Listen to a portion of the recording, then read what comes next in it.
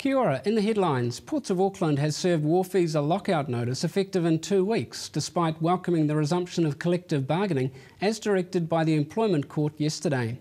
Maritime Union's Gary Parslow says unionised workers are also blocked from returning to work immediately, even though they've lifted their strike notice. We're illegally locked out because they have to give 14 days notice, so our lawyers are challenging that at the moment.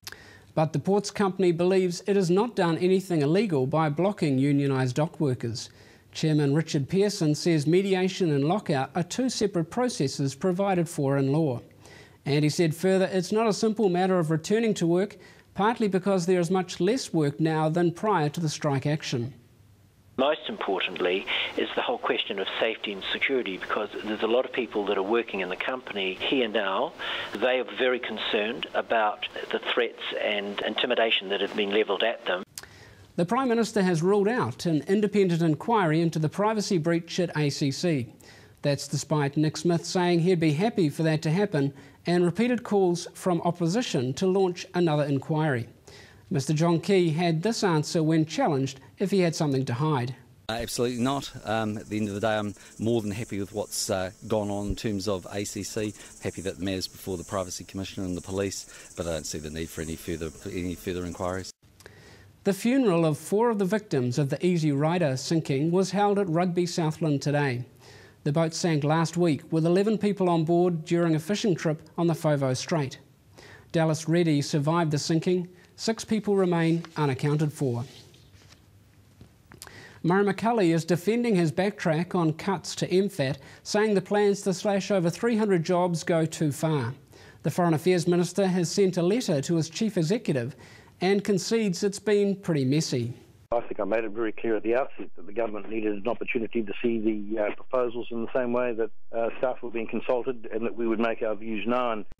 Kim.com has been granted access to one of his frozen bank accounts, as well as a monthly allowance of $20,000 for living expenses. The internet tycoon had his bank accounts and assets seized, but a High Court judge today ruled he can access one account and have the use of his 2011 Mercedes-Benz.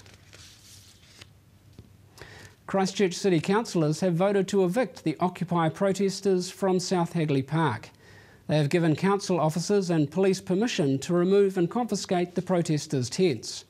Mayor Bob Parker said before the vote they had no time frame had been set for the action to be taken. To international news, there are reports another 2 short blasts have been detonated in Toulouse at the scene of a standoff with an armed serial killer. Mohammed Merah is wanted in relation to a fatal shooting at a Jewish school and has already wounded 2 police officers. Today marks World Water Day, and the United Nations is highlighting the critical role water plays in food security. Many countries are running awareness campaigns, but in slums such as this one in Nairobi, there's no need for that.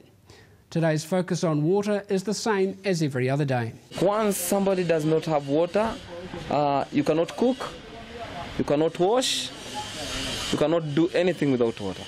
Water is life. Those are the headlines from the RBG News Centre. Good night.